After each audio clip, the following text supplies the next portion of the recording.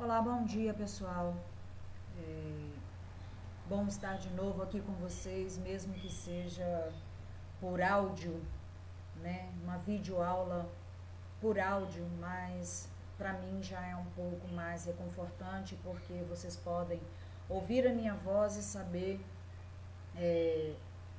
a intensidade do que eu quero passar para vocês. Ok, hoje nós vamos iniciar falando, ainda dentro do período intraoperatório, falando sobre as placas de bisturi, os tipos de placa de bisturi. Nós temos dois tipos de placa de bisturi.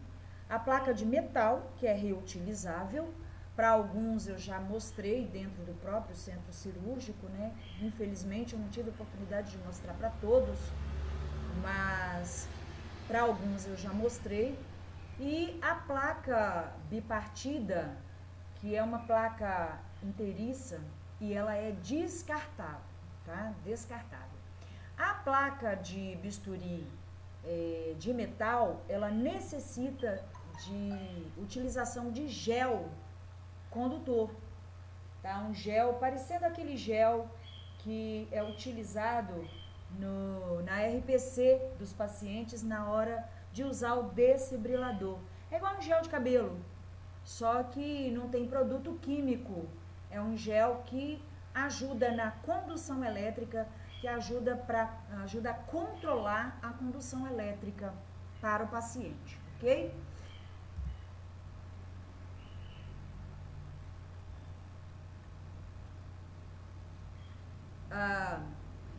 Nós temos algumas situações com a placa de bisturi.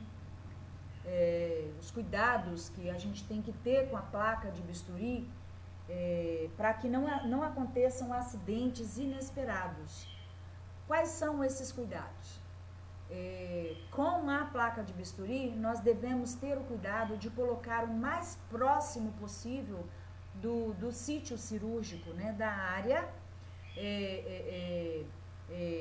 que vai ser operada. Tem que ser uma área de vasta musculatura, tem que ser uma região não pilosa, ou seja, com pouco pelo, tá? Onde não tenha muito pelo, né? Que não seja um Tony Ramos da vida. Mais distante das proeminências ósseas, proeminências, para quem não lembra da tradução de proeminência, do significado de proeminência, são aquelas saliências, né, ósseas, pessoas muito magras, pessoas desprovidas de tecido muscular e tecido adiposo. A gente tem aquelas pontas de ossos, né, aquelas saliências, é o que nós chamamos de proeminências, tá? Realizar a tricotomia ou rebaixamento dos pelos, utilização do gel condutor, né? Isso aí nós estamos falando da placa de metal, a reutilizável. Evitar que o paciente toque em superfícies metálicas. Obviamente, nós estamos falando aí de um paciente que vai estar parcialmente acordado, ou na hora que nós colocarmos esse paciente, mesmo um paciente em sedação geral, colocarmos esse paciente no leito cirúrgico, na maca cirúrgica, nós devemos ter o cuidado de deixar as mãos dos pacientes, os pés, as mãos, os braços, pernas, desencostados das grades da cama, né, das extremidades metálicas da cama, tá? Evitar regiões com pele escarificada, se o paciente tiver algum ferimento, não colocar a placa de bisturi nessa região, nem próxima a essa região, assim como evitar também as áreas molhadas, viu, gente? Se o paciente urinar, não tiver sondado e urinar, tem que ter bastante cuidado com essas situações aí. Bom, qual é a necessidade do bisturi e o que necessita com o bisturi? Faz-se necessário aplicar o gel condutor na placa neutra para neutralizar a carga elétrica quando do contato da mesma com o corpo do cliente ou do paciente, conforme a orientação do fabricante. Obviamente, as placas reutilizáveis precisam, que são as metálicas, precisam de gel condutor. Já as outras inteiriças não precisam, tá? A bipartida inteiriça, quando eu falo bipartida inteiriça, imagine vocês uma placa plástica com uma divisão no meio, só que essa divisão não é separada, tá? É como se ela tivesse assim, ó, banda A e banda B, mas não é separada. Imagine vocês abrindo um pão sem separar uma banda da outra. Assim é a placa não reutilizável bipartida, tá? Que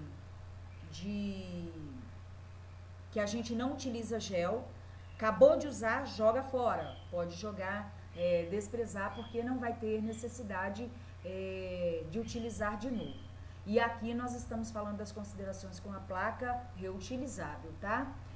Colocar a placa neutra sob a panturrilha ou a região de grande massa muscular, evitando áreas que dificultam o seu contato com o corpo do paciente, como saliências ósseas, pele escarificada, áreas de grande pilosidade e pele úmida, conforme eu falei para vocês. Se o paciente não estiver sondado e estiver urinado, ter o cuidado de esperar, pedir o doutor para esperar, trocar toda a roupa de cama. O ruim vai ser da maca, né? O ruim vai ser se esse paciente já estiver no momento operatório, por isso que é aconselhável sondar todos os pacientes que irão fazer cirurgias com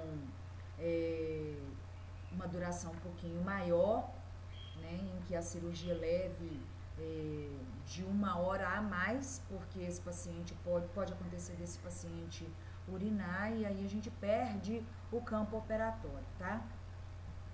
Bom, tempo cirúrgico. Professora, nós estudamos isso no semestre passado. Sim, nós estudamos isso no semestre passado, mas com um aspecto apenas de conhecermos os tempos cirúrgicos e sabermos as divisões dos mesmos. Dessa vez nós vamos falar dos tempos cirúrgicos na situação de sabermos qual é a utilização, né, de cada situação. Bom, quando eu falo em tempos cirúrgicos, eu falo do tempo em que esta cirurgia está, qual é o momento em que está acontecendo essa cirurgia, o que está acontecendo nesse determinado momento. A gente está falando de quê? De uma cirurgia que está no tempo de só abrir e fechar, abrir, estancar o sangue, retirar e fechar. Falei os 4 tempos, ó. Abrir, que é a diérese, né? Significa dividir, separar ou cortar os tecidos através do bisturi elétrico ou o bisturi mecânico, tesoura, serra ou laser, tá? E aí a gente tem tesouras, trépanos. O trépano eu mostrei para vocês naquele documentário da Grécia Antiga, né? Com aquele médico de Parma, onde ele fazia cirurgias com os gladiadores, e ali ele começou a construir seus próprios instrumentos, né? Seus instrumentos cirúrgicos, e ficou para a história. Depois as coisas foram só melhorando, tá? O trépano geralmente é utilizado para cirurgias neurológicas, para cortar a calota craniana, ok? E o segundo tempo, né, um momento seguinte de estancar o sangue, nós estamos falando da hemostasia. Hemo, de derivados sanguíneos, né, de sangue, tasia, de parada, de cessamento, ok? E elas podem ser feitas através de compressão direta com os dedos, pinças, bisturi elétrico, que a gente chama de termocautério, foi uma questãozinha da prova no semestre passado, ou sutura para prevenir, deter ou impedir o sangramento. Quando formos utilizar pinças, nós estaremos usando a Kelly, a Kosher ou Cocker, né, tanto faz, e a Rochester, ok? O terceiro tempo que vem a seguir é quando a gente atinge a área comprometida, quando a gente atinge a área que a gente fez no primeiro momento, que foi a diérese.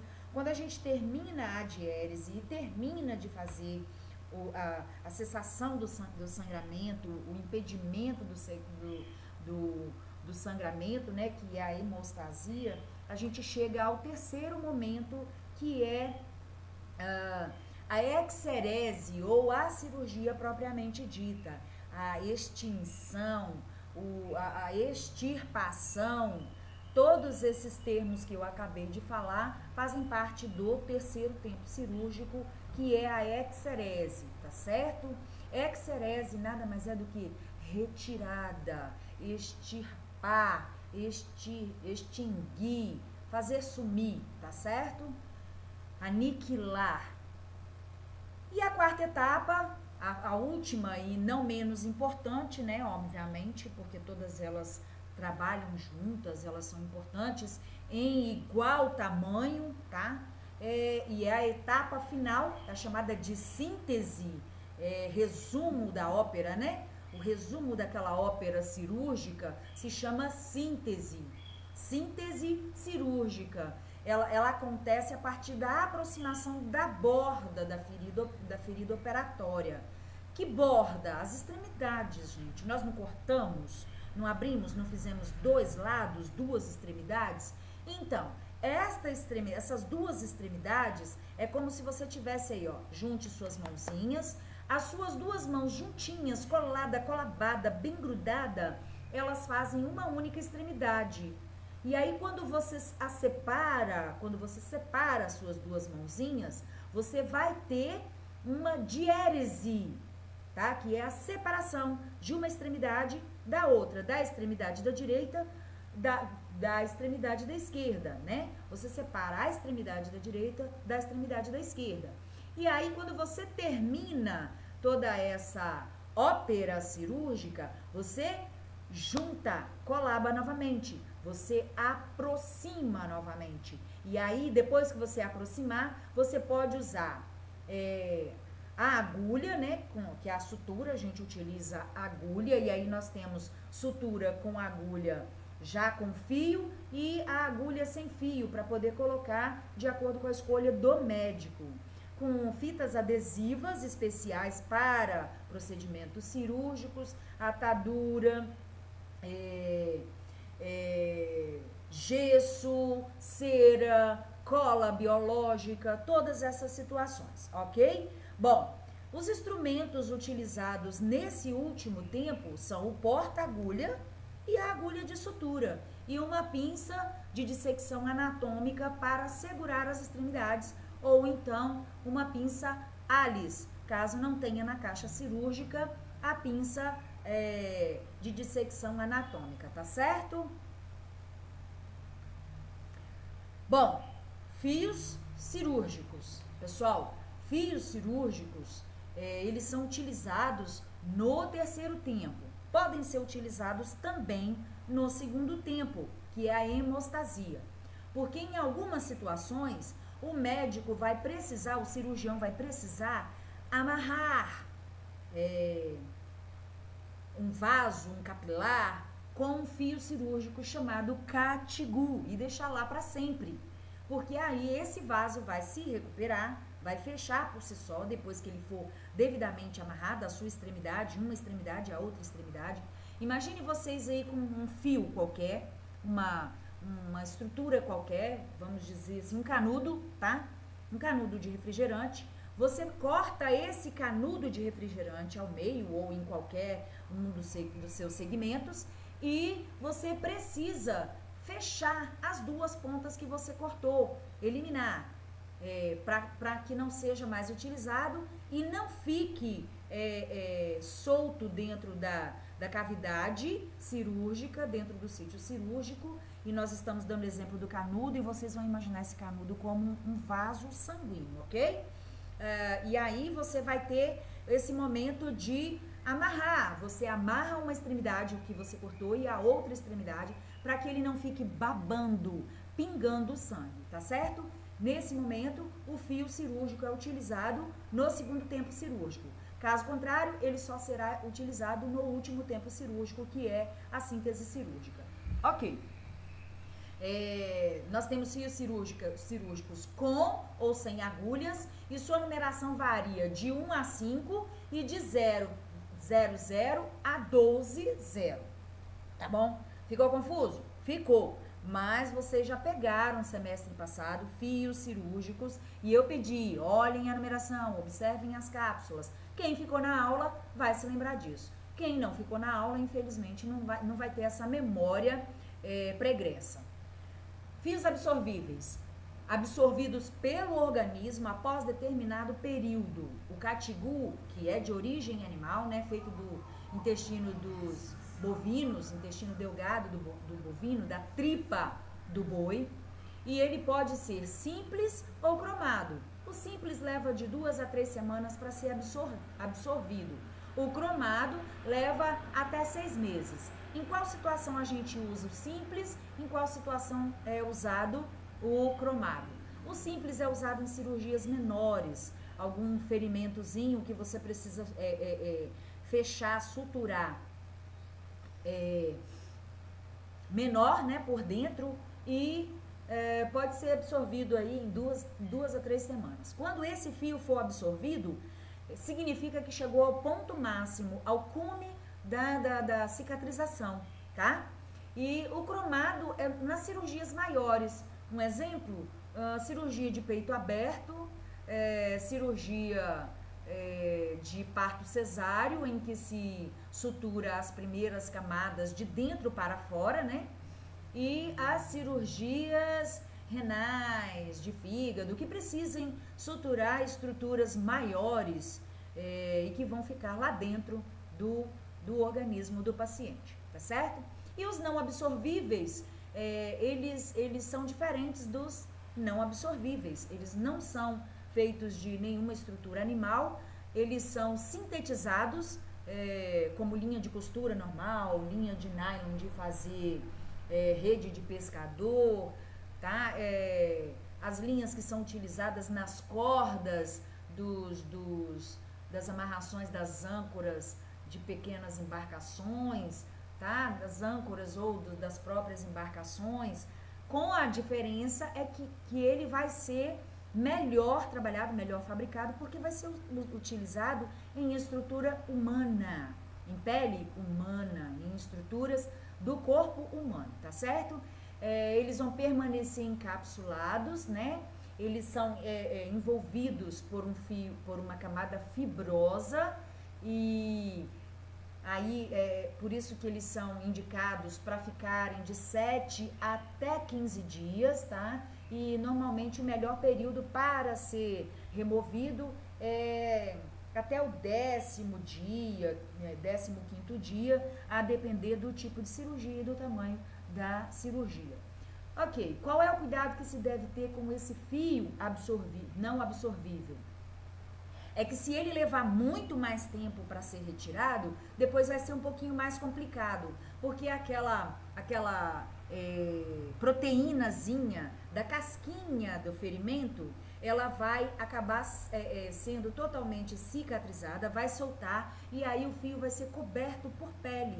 E aí depois, na hora de retirar, vai ter que cortar a pele de novo. Então, não é vantagem esperar tanto tempo assim, tá certo? É dessa fibra que a gente está falando, esse tecido fibroso que nós estamos falando. E a parte que fica por dentro da pele do paciente, né, subcutâneo, por baixo, na segunda camada da epiderme, que é a derme, nós temos que ter cuidado para não deixarmos puxarmos o nozinho para dentro da epiderme, porque senão nós perdemos a ponta e não conseguimos retirar, ok? O sangramento de capilares pode ser estancado, eu disse lá em cima, tá vendo? Estancado pela aplicação de substância hemostática no local. Exemplo, cera para osso, utilizada para estancar sangramento ósseo nas cirurgias ortopédicas e neurocirurgias, no caso da calota craniana, né, que é uma formação específica de osso. O outro recurso é o bisturi elétrico, né, que a gente chama de termocautério, né, que é uma coagulação por temperatura, né, e esses tecidos vão ter uma aplicação de descarga elétrica no local, tá certo? Pode ser feito diretamente com o bisturi ou com a fagulha que o bisturi faz encostando em um outro instrumento cirúrgico, ok? Bom, já vai dar tempo e nós já vamos começar a introduzir anestesia. Vamos ver se vai dar tempo de nós falarmos tudo sobre anestesia. Vai sim, ok. Vamos falar de anestesia. A anestesia tem diferença para anestésico. Anestesia é o procedimento e anestésico é a medicação que se utiliza no procedimento anestésico, ok? E isso é a aulinha do semestre passado. Bom, o estado de relaxamento, perda da sensibilidade dos reflexos de forma parcial ou total provocada pela ação de drogas anestésicas, evitar que a dor do paciente apareça para facilitar o procedimento cirúrgico, né, nesse momento mais crucial. Isso aí nós estudamos semestre passado, é o conceito de anestesia, tá? Elas são divididas, né? Nós temos os tipos de anestesia. Ela é dividida em anestesia geral, raquianestesia, local, tópica. Vamos agora especificar cada uma. Na anestesia geral, o anestesista, e ela é de extrema responsabilidade unicamente do anestesista ou anestesiologista, vale lembrar, tá? O anestesista vai administrar primeiro a via inalatória, né, que é o vaporzinho por uma máscara, e a endovenosa, ela pode ser junta ou separada, mas normalmente, geralmente é junta, tá? Primeiro o paciente inala e o paciente vai contando, começa de 10 para baixo, em ordem decrescente, e aí ele passa por esta situação de adormecimento. Vai ter a ausência, né, da sensibilidade, o relaxamento muscular, perda de reflexos e inconsciência devido à ação de uma ou de mais drogas no sistema nervoso, tá? Ela não age num plexo nervoso, não, é no sistema nervoso. A raquianestesia, que é indicada para cirurgias na região abdominal e de membros inferiores, né? Nesse caso, o anestésico é depositado no espaço subaracnoide da região lombar, produzindo insensibilidade aos estímulos dolorosos por bloqueio da condução nervosa. Aí ela pega um plexo nervoso, tá? Um ramo de nervos, ok? Uma camada, uma casinha, um conjunto de nervos, tá? Anestesia peridural, onde o anestésico é depositado no espaço peridural, ou seja, o anestesista, ele não perfura a camada dura mater. Esse anestésico vai se difundir no espaço peridural e vai se fixar no tecido nervoso para bloquear as raízes nervosas apenas desse tecido, tá certo? A local, que o anestésico fica muito mais próximo à incisão cirúrgica e eu vou dar um exemplo das cirurgias de fimose, né, de postectomia. O anestésico ele é mais local, uma pontadazinha na glande, e as retiradas de unha, as cirurgias, pequenos procedimentos para unha encravada, a gente utiliza anestesia local, tá? Ela vai vir associada à adrenalina, vai aumentar o bloqueio a partir de uma vasoconstricção e vai prevenir a rápida absorção pela corrente circulatória. Vai fazer um botão anestésico. Na hora que o médico aplica a anestesia, o anestésico com epinefrina, né, que é a adrenalina, vai crescer um calombinho, um mondonguinhozinho assim, ó, tipo uma picada de pernilongo, de muriçoca, tá? E aí, ali dentro, naquela regiãozinha, vai estar depositado o anestésico, e esse anestésico vai correr pela via circulatória e vai adormecer somente o local onde ocorrerá o procedimento cirúrgico grande, não grande, né? Médio ou pequeno, tá? Grande, não. Anestesia tópica, ela é indicada geralmente para o alívio de dor, dor muscular, pele lesada, úlcera, né, traumatismo, as mucosites, pancadas no nariz, dores no trato geniturinário, são aqueles sprays e as pomadinhas, os gels, né? Esses são os anestésicos tópicos. Pessoal, olha só, vale lembrar que não é recomendado ficar utilizando anestésico sem que tenha uma recomendação médica. Por que eu tô falando isso? Depois que nós chegamos no hospital, que vocês já estão trabalhando no hospital, vocês têm acesso a a um largo leque, a um vasto número de medicações, incluindo os anestésicos, E eles são extremamente prejudiciais à saúde, toda e qualquer medicação, lembrando, né, fazendo valer uma lembrança de que todo e qualquer medicamento utilizado em excesso e sem prescrição médica, sem a dosagem, sem a posologia, é prejudicial à saúde, podendo levar desde a dependência química até a falência de múltiplos órgãos ou perdas de sensibilidades sensitivas, olfativas, palativa, sabe? Então, eu quero lembrar a vocês que vocês não devem fazer utilização de medicação sem que ela seja estritamente necessária. E quando a gente fala de medicações anestésicas, pré-anestésicas e anestésicas, são medicações que a maioria das vezes vão agir no sistema nervoso central, principalmente as pré-anestésicas, tá? Que vem em forma de comprimidos, cápsulas, tá? Soluções, né? Gotinhas.